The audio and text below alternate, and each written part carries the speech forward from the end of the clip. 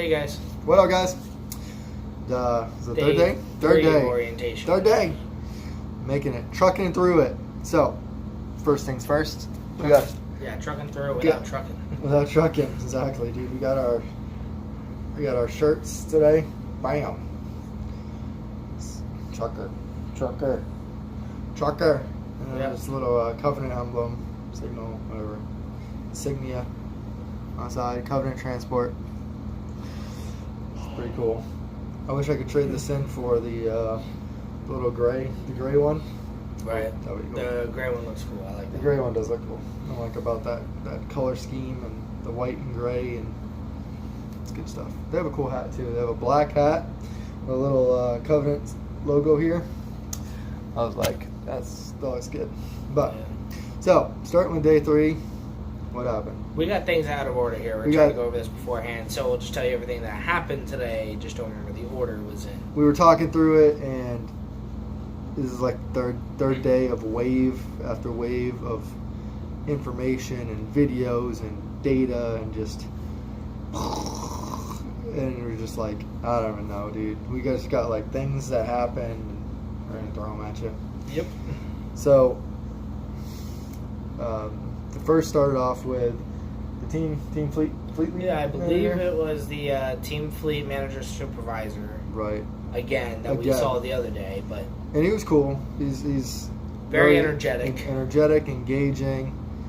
You know, direct, makes jokes, and he's funny. Right. We didn't have to start class until 9:15 though today, which was nice. Right. It was a nice little break. But there was someone before him. Was there? Yep, I remember. I think it might have been the PTI did, guys. No, PTI was after. Was it? Yep. So. Anyways, there's just like a lot of people coming and going, and we're meeting all these people. We're getting paperwork and videos and all this documentation. Got to make sure like all of our forms are filled out, and they're doing like a lot of stuff in the back end, like checking with our our employment history, contacting them, make sure our DMV stuff checks out, our background checks, and all that stuff. And they keep on coming up to you like, hey, I need this from you. Oh, hey, what was the reason why you left this job? Or hey, what happened here? They check everything that you provide and everything they request. Yep. Check everything. They're one of like the only places I've seen that actually checks it. Right. Yeah. Just be upfront with them. I think you'll be pretty much fine. Yeah. We're still here. Yeah. And we don't really have any records or anything. But we got nothing. And then towards the end of the day, the dude was like, yeah, you guys probably have something. He's like, I got something too on my record. He's like, whatever, dude. It's like, I'm like, me and Mike look at each other. And we're like, at first, I'm like just engaged with the guy. So I'm like, oh yeah. And then we look at each other. I'm like, no, not really. Right. But I'm like, we're probably one of the only people that don't have shit on our record. Right. But yeah, that was cool. So back to fleet manager. He was talking about like the hours. Prices, getting your hazmat stuff, hazmat endorsements. We was talking about like home time, or where you want to take your home time, how the minimum pay works, stuff like that. Right. Yeah, he I don't know if he skimmed over some things because it was like a blended class today. It was like the Wednesday class and the Monday class. So I think our classes are third day, while Wednesdays is their first day. So. Right, and I totally am messed up with my days in my head. Yeah. I'm like, what day is it? I'm like, it's Thursday, Monday. I'm like, I don't know. How long have we been here? 5 days? I'm like, I don't even know. Right. It's just like information overload. You're just like, I don't know where I am. I'm like T-Rexing over a fence. Yep. But still a good experience. I'm still having fun here. You know, we got Johnny here. We got Javier. Yeah, we haven't seen him since before dinner. Huh? Well, he took a nap. So people get thrashed here. They're just tired as fuck. Yep. Really tired, which is understandable. Information, stress. You know, maybe lack of sleep, or their family stuff. They're talking to loved ones. You know, weird hours and stuff. So after the fleet guy And then that had to have been the PTI. That was the break, right? Right. And then after the break, it's like a 15-minute break. Give you stretch, walk around and stuff. We come back. There's a PTI, a gentleman there. He works in the repair department or whatever. Where you call up, a breakdown. Breakdown. Breakdown. That's what it's called. So he works in the breakdown department. He brought some of his new Padawan apprentices with him.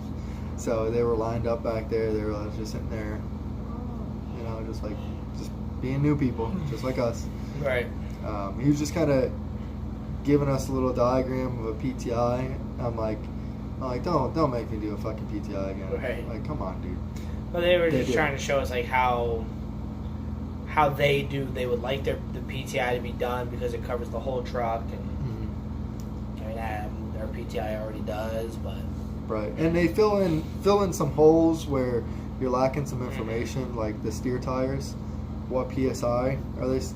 Apparently, the front legally needs to be 110. 110. The drive needs to be 100. Right. The trailer, we didn't get anything, but I'm assuming that's also 100. I'm assuming that's 100 as well. Right. So, unless it's like highly loaded, then maybe 110.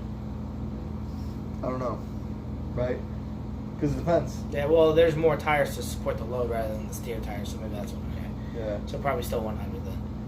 Maybe. There's 8 tires in the back, while in the front for steer. And then they just adjust the tandems to be able to load up the weight. It just depends. Like, it depends how you want to do it. But like the Roadmaster, where we came from, our training school, just said like, oh, you just fill it to the manufacturer's specs. And I'm like, okay. So when we came here, it's just like, no. These have to be 110, the steer tires, and the drive tires has to be 100. And he's like, hey, here's why. I'll tell you why. So you don't get a fine. Right. You want a ticket? No? All right, fill it to 110 and 100. Right. Like how hard was that to tell you? And we're right. like, not that hard. And like, why didn't your schools teach? Did your schools teach you that? And I was like, no. Exactly. What was the other thing? He did say something else that was. There's something else like that. It must not have been too important, but. Yeah, it was. I don't know. Maybe fifth wheel or something, or I don't know. It was some other things that we just like. But you remember? I was thinking, was it the tandems, like how to? Well, that's part of the whole how to fix things, cause right. He ran us through like a how to fix it guide thing. Like he certified us as mechanics, so to speak. So to speak, yeah. It was just like a common issues to fix, like bulbs. Changing bulbs. It's like, yo, just fucking change your bulb. You know? I mean, or you could call a breakdown and lose 5 hours out of your day and lose money and something like that. Or you can just have a bulb with you or go to the closest hardware store. Exactly. Buy a bulb. And how easy is that? Like, it's easy. Like $5 you're spending, and you just take off the thing, plug it in, and go. Yeah, exactly. It takes like 5 minutes, 5-10 minutes. Right. So, all right. So it's in a total thing, right? You're at you do your PTI, right? You'll notice it doing your PTI, okay? Usually. You're normally at a truck stop anyways. Truck stops have the lights. They have most of the stuff you need. So what do? Just go in, buy a bulb. You lift wherever the bulb is. You lift it or unscrew it, whatever, you replace it. I say a total of 15 minutes. Right. Between identifying, purchasing, retrieving, unscrewing or dismantling, plugging it in, reassembling, closing, verifying functionality, 15 minutes. Yep. Or you can call them, break down, oh, my bulb's out, and they'll be like, go fucking hang yourself. Right. You know, like, I don't know, it's bullshit. Same thing with a lot of minor things, like the tandems in the back. It was if your trailer doors won't close or something. Yes, if your trailer doors don't close, it's because, like the weight is shifted, like the frame of the trailer, they kind of turned it or something, so they don't close flushly. You turn around 180, parking on a level surface, you chalk your wheels and air brake it, and then you can close it. You should be able to close it then, because then it's less strain on it. And should right. be kind of leveled Or you may out. have to like move the tandems by Or you may have releasing to it. move the tandems. They were saying about the tandems, like, you know, the guy will do the same thing. They tell you to move your truck up there. You know, spray some WD-40 on like the locking pin. If it doesn't go in. And just fucking like slam it and just fucking like force it. And then that'll charge you $500. Yeah, they'll be like, $400 or $500. Oh, same thing with the jump, like jumper Oh cables. yeah, like a jump, like a truck battery jump. It's like, then you gotta wait a couple hours probably. Yeah, for him to get out of And there. then $400 or something, $500. Stupid. It's really stupid. Yep. So he's giving us like basics on that, like how to just fix shit or shit to have with us. Like hoses, have extra hoses, extra clamps, like different fluids, like some coolant or oil or whatever. You know, when you're checking all that stuff, just to keep you running. Yeah. Because you don't want to just stop. It's like, boom, oh, there goes all my money. Joy. Yep. So that was pretty good. He told us a lot of stuff, especially about the fifth wheel and stuff, like the locking jaw and stuff. Yeah. Safety or latch. It's kind of, I don't know, like people like they're afraid of it or something. The imaginary snake that's in there. It's an imaginary snake in there that's gonna get you. He's like, dude. He's like, you're not gonna break it. Like, it's impossible. Like, you can't just fucking yank on it. And That's it. Like I was saying, the locking jaws. Like if they don't look like they released or something, just put a bar in there and like pop it. Right. Yep. Or put your hand in there and pop it. But the imaginary snake causes people to put a bar in there instead to pop up with the locking jaws. Yeah, I don't know. I think I would put a bar there too. Yeah, on the safe side, but still. I don't know. I don't trust that. Yeah. Like, what if, I don't know. I gotta see how it works more. Right. But, like if it's like technically impossible for that to like close on my hand, and I could understand that mechanically, then I'll be like more comfortable. But like right now, with just my base knowledge of it, I'm not gonna potentially could lose a finger. Yeah. I'm not gonna. Yeah. I'm like, I'm not gonna do that. Fucking take a crowbar or something, and stick it in there, and fucking pull it out. Yeah. But yeah, the guy was like to his apprentice, like, you guys ever bend a safety latch or release latch? Oh yeah. And he's like, no, I almost dislocated my arm though.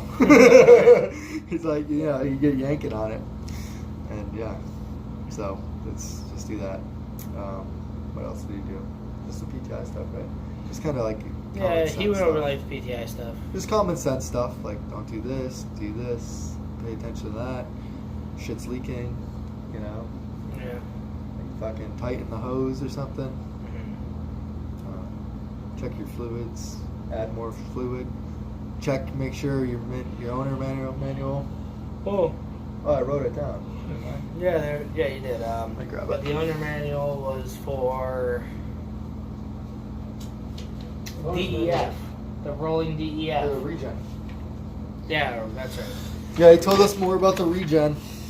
Stuff that they didn't tell us. Yeah, so the regen, if it's just like, if it's illuminated and it's not blinking, if you're going over 45 miles an hour, that's considered a rolling regen. And they Like, I think you can start it while you're driving, right? Or does it automatically? No, it automatically starts. It automatically regenerates when it's rolling, when it's going faster than 45 miles an hour. Now, if it's flashing, that means you have to stop and manually do the regen. Yeah, then you have like half hour or 45 minutes, it says, before. Yeah, it's like, it takes like, you said like 25 minutes to like 45 minutes. To do the regen, but I'm talking about if it's flashing, you have like a certain amount of time to stop. Yeah. Otherwise, it'll do the emergency stop, and then you have to get towed Yep. and get the computer hooked up to unlock it and all that other Yeah, shit. you have to. When it's flashing, you gotta just like Not next on exit, grass, though. next exit. Yeah, it can't be on grass. The exhaust gets up to like 1,500 degrees or something crazy. He said it was over 1,000. Yeah, it's like crazy. Like it'll just catch a fire. So yeah, that was interesting. We didn't know about that at all. Right. How often to have an oil change? Oil change, 75,000 miles. If you're doing long, or yeah. 60,000 miles if short. If you're doing short I think hauls. these are. I don't know if these are across the board for all trucks. I don't think so. I think it's these relative are to their trucks. covenant specific, negotiated miles with the dealerships that they purchased with. So this is for Covenant specifically. So the long hauling with Covenant is 75,000 miles. Like Star, the short dedicated routes, kind of intra-state or shorter routes, is 60,000. They use 10 weight 30 and a semi-synthetic blend. So that's there. We already talked about the tire pressure. Checking the reservoirs for what kind of they take. That's for the power steering fluid? No, not the power steering. The hydraulic fluid, right? So all of them. All the reservoirs have like a specific what kind of like fluid that they use. I didn't know that was on the reservoirs. I thought that was in the owner's manual. But No, it was both. But yeah, he did say the reservoirs will have like what fluid it uses. So like the hydraulic fluid uses brake fluid. Like so what is it, like .3 or .4 brake fluid? I don't know. Check the reservoir, right? Because if you call a breakdown, that's what he said. He's gonna be like, they're not gonna guess. They're gonna say, hey, pop your, open your hood and look at the fucking reservoir. You'll see it. Read it. Right. You can read, right? Fucker. The battery, like when you're replacing batteries, make sure it's like a TA battery or petro battery. Right. Based on whatever the warranty is, like if you have a battery from TA, your warranty is going to be if you turn it back into TA. Well, yeah, exactly. Like if whatever happens, our dedicated network of gas stations, you have like networks of gas stations. You can most of the time only go to them unless some adverse conditions are occurring, like power outage and the whole gas station shut down or something crazy. And then you contact the IRC, and then they'll route you to another gas station around in the area. So, yeah, back to battery, you like buy a good battery from them that has a good warranty, and then you know that all TAs will have that brand of batteries, and they'll what am I trying to say here? They'll honor the warranty because like. Say you go to Tires Plus or AutoZone and get it, some other brand of battery, and then you go back to the TA and you're like, hey, I need this warranty. There's going to be a lot more like, oh, do you have the receipt or do you have some bullshit? No. Right? So it's all in one company, so you kind of make it easy for your life. And that's then this is the back of the door. Sliding tandem, seafoam. Yeah, so I just watched a YouTube video regarding all different fluid, like WD-40 substances, or like lubricants and rust penetrators and like rust nut, oil-based like kind of gel penetrators that release kind of stuck on rusted things, and seafoam like penetration fluid came out the most, like the best penetrating and how effective the most effective. What they did, that they had like bolts on so that nuts on bolts are like oxidized, and then they were testing the pressure, the torque spec, the PSI. Then they sprayed this on and then loosened them and see which one took less pressure to loosen, and which one was actually penetrated that threw down the thread and like kind of broke it apart and like cleaned. So seafoam kind of came out on ahead of that. Then they talked about the minimum team pay. Yeah, that was with the fleet manager dude. That was the fleet manager. We just went over more detail in the sense about that. Certain conditions have to be met, what the minimum team pay is. Right. So for that, there's 3 conditions. There you go. For the minimum team pay? Yeah, the minimum team pay, the main condition you mentioned, the first one is as a student, or getting out when you first do your team, you get $700. Then after, I think, 90 days is $850. Then after a year is $1,000 minimum pay.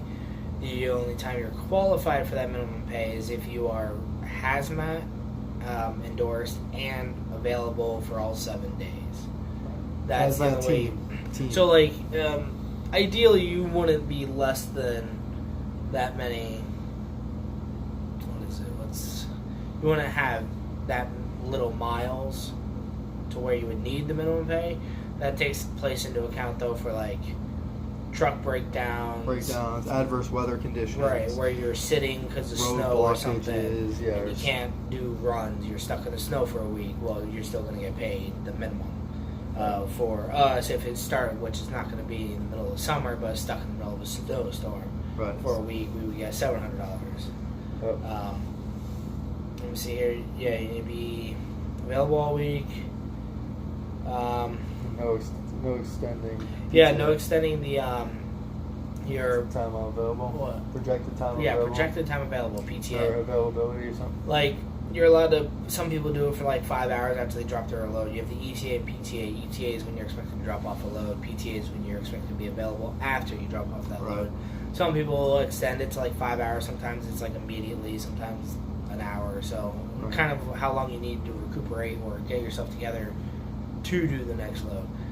Now, they gave an instance where some people were continuously extending that PTA to be like 12 hours. So they would take 12 hours after every drop. Yeah. And then they're like, well, I didn't meet my minimum. Yeah, because you took like 5 days off. Yeah, pretty much. So that's how they determine that. So you need the hazmat team and available all week. And then during your like the weather conditions and stuff like that, that's the second one. You still available, you know. And then the third one was the extended PTA. Would be a disqualifying factor. Right. So, and then here's the PTI kind of walk around. You know, you first approach the driver's side, and then they kind of give you a list of what they recommend going through their whole chart. It's like a treasure hunt. You gotta find the missing tandem. But yeah, it was pretty cool. And we had lunch after that. That's the PTI guy. We came back and what was that? The cop lady. Cop ladies. Safety and hazmat. And hazmat. And logs. And logs. So they gave us a new logbook. It's pre-filled. Yeah, we got to fill that out. They walk you through everything. They give you examples of everything, dates of everything. They give you a template. It seems like ever since we started this trucking endeavor, it's just like, here you go, do that, you'll be good. Right? You just do exactly what they tell you to do. You're fine. Yeah. It's like it's hard to fail. It is like you gotta be like retarded to fail. They're like force feeding you stuff. They're just like, do this. Here, draw this line. Yep, good. Right? Like, just do what they say. Just be nice and do what they say. You're good. Yeah. So we got the logbook. Examples of that. She went into the hazmat stuff. Right? Yeah, just an overview, kind of a small test. I mean, then the testing. It was a group answer. Gave you all the answers to the test. Turned it in. Yeah. I don't know if that was supposed to. I don't think it was intended to do that. I think it was supposed to be a test for like us to do maybe amongst each other, but I don't know. Since we were running tight on time. I don't know, dude. It was like number 1. Yell out the answer. B. Bingo. B it is. Right. Yeah, it was one of those like group activity. It was right. You know, I'm not complaining. Not complaining by any means. And then what was that? We finished. Had some videos, right? Yeah, we had some videos. I don't know whether they were at the beginning or at the end of the day. I don't know. But they were pretty much on how to use the navigation, the Qualcomm, I guess. Yep, Qualcomm, the navigation, and how to use it, and I don't know if it's updated because you said they were planning on an update. And I don't know how long ago the video was created. 2 years old, it looks like. So it's probably been updated since, but right. It seemed very basic. Yeah. Very basic. Like our Google Maps is more feature, specific? No, sophisticated. More features, sophisticated, and like cleaner. Right. And more like appealing. Okay, and theirs is just like an old school Garmin. yes. Yep. Because I remember my first GPS was a Garmin. Just like bloop. That Frank actually. Frank gave you? Yeah. I think I bought it off of him. But discounted. But yeah, maybe he did give it to me. I don't remember. I thought I bought it off of him for like $100, but it was But it's real basic, and like you can't chain stops together. So you're like, all right, well I got to go to Cali and this customer code, and along the way I want to stop at this gas station and this gas station, and then good. Yeah, can't go. do that. Can't do that. Why? No idea. Don't know. You gotta go like, all right, well I'm going here. What's the gas stations along the route? Oh, right. I found the code. Let me go to a new route. And now enter the code for that gas station. Boom. Once I'm there at the gas station, all right, now I gotta enter a new route back to the Cali route. Okay, Right. keep going there. Oh, now I need gas. I'm gonna go find along the route. I'm like, that's maybe they fixed it. Yeah, I'm assuming like I said, that they fixed it. This was an older video. I mean, Right. it wasn't much older, but maybe a couple of years. Right. I'm assuming they fixed it just because like we're just so accustomed to that. Right. Like why wouldn't you have that? Right. It's just so it's along the route. But what else is that? Was that the end of the day? Oh, With her, no. and then we had the or classroom B. So the notary guy went around, and yeah. and a couple other people were just kind of going through people's stuff. For stuff that, like previously what they prefaced before coming to orientation said for any like missing time, like employment history or something like that was unaccounted for, you need a notarized letter from someone indicating you did not draw on unemployment, Right. or you were working but for whatever reason there's no record of it. I don't know, you need a notarized letter. Now if you provided information and they just couldn't get a hold of that company or whatnot, then they had you do a notarized letter for that time, like promising that you actually did that. That's that like you weren't there at this accurate time. information. So I think it's more or less for if anything ever happens, because we're dealing with hazmat, any extenuating or extraneous circumstances. Right. They could be like, well, this person said they were this at this Right. time, not where they were. Just Yeah.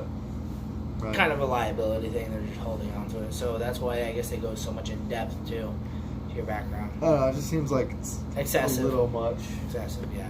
It is a little much. But I don't really understand why. I do, but I don't know. I can understand a couple of years, just be like, all right, make sure you're solid.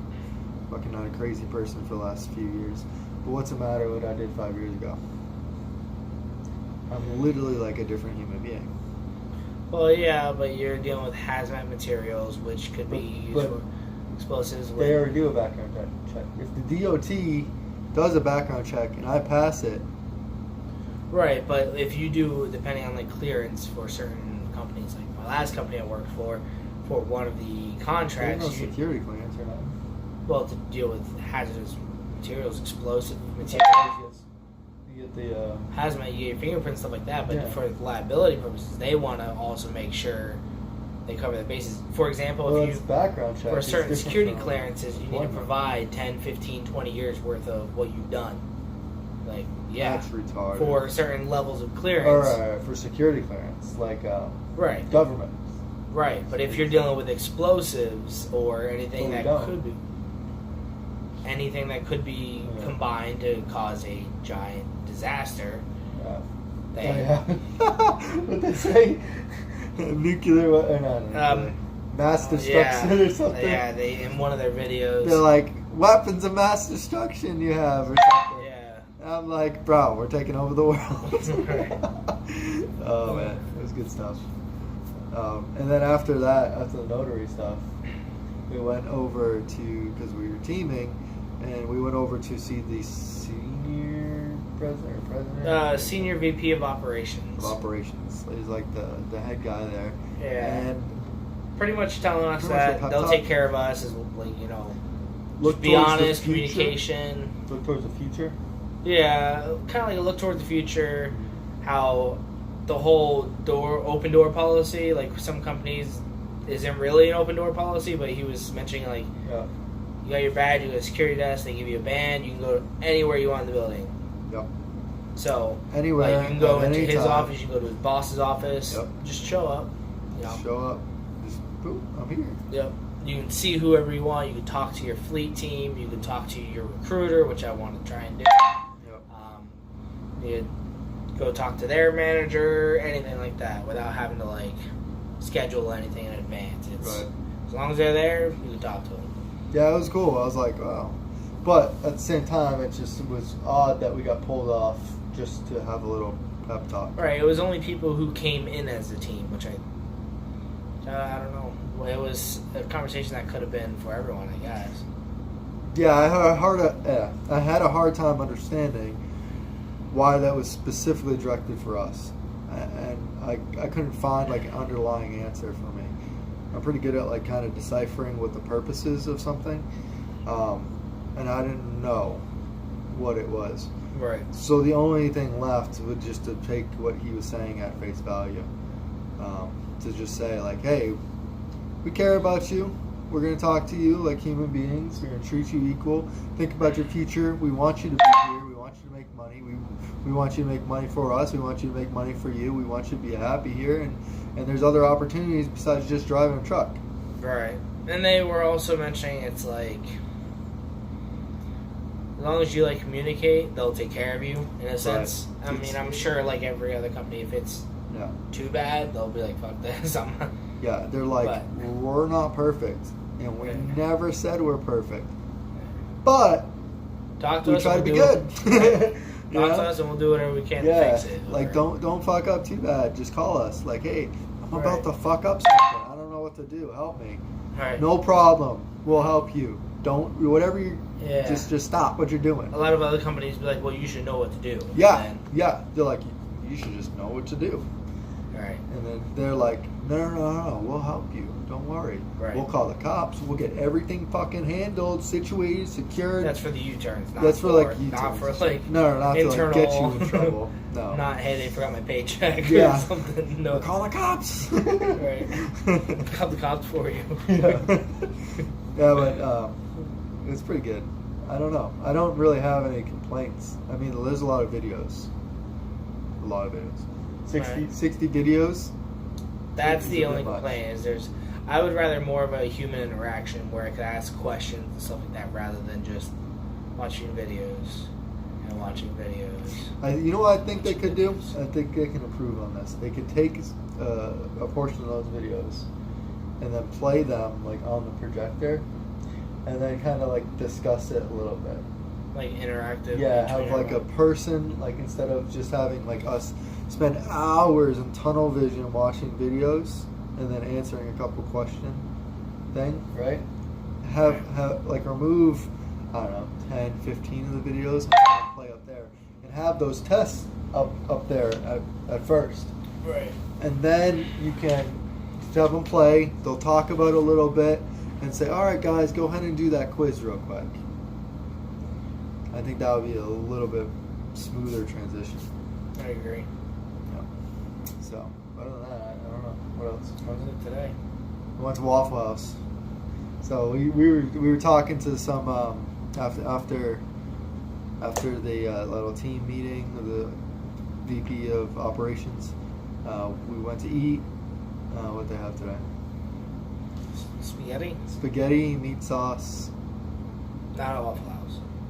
No, not a Waffle House. That was here, the school's food. Well, you eat early, so if like you stay up like today, now it's what 10:30. I don't know. Yeah. Probably. So it's getting late, right? But when we eat at like 5, and then like 8 or 9 o'clock comes around. Yeah, you're like, I can do something, like maybe something. And then other people are like, oh dude, you hungry? I'm like, I'll go with you. I'll have something. But yeah. So after that, we ate, and then we, there's a lot of people around here that are like stopping, or their trucks at the terminal, and they're here. So we get to talk to some of the drivers that are currently employed over the road. So we just got to sit down with one of the orientation person's husband, and we just kind of talking about stuff, understanding what it's going to be like, and anticipating. Right. How his experience was, because he's only 6 months in now. Right. So that's cool, and he still wants to be here. Right. So, you know, like he hasn't really had any complaints. Right.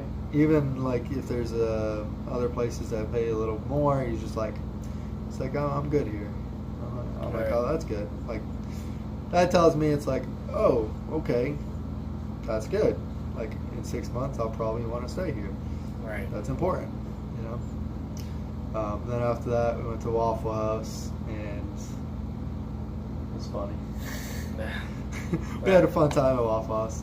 Met another dude there, worked for Covenant for 18 years. And he said it was good. Said the only reason why he got out was because he had a knee injury or something. Right, he was injured. I don't think it was he work was related. I don't know, but he was just injured. He was just injured puppy. Right.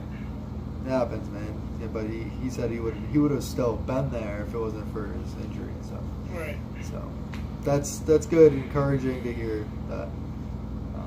Yeah. Other than that, that's about it. Yep.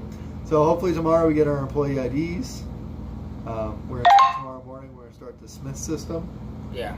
So that's gonna be early in the morning. So it's not 3 days of orientation. No, not 3. The recruiters say 3 days. It's not 3 days, guys. So it may be 3 days of orientation and like another day of training. Maybe that's how they pass it off. I don't know. Maybe. I think that's probably the only really complaint I could say is. Maybe it's 3 days of orientation, and then once you get your employee ID, now it's like you're activated. Now you're in their official training. Maybe. We'll find out. Yep. We'll Stay let you know tuned. tomorrow. See you guys. Have a good night.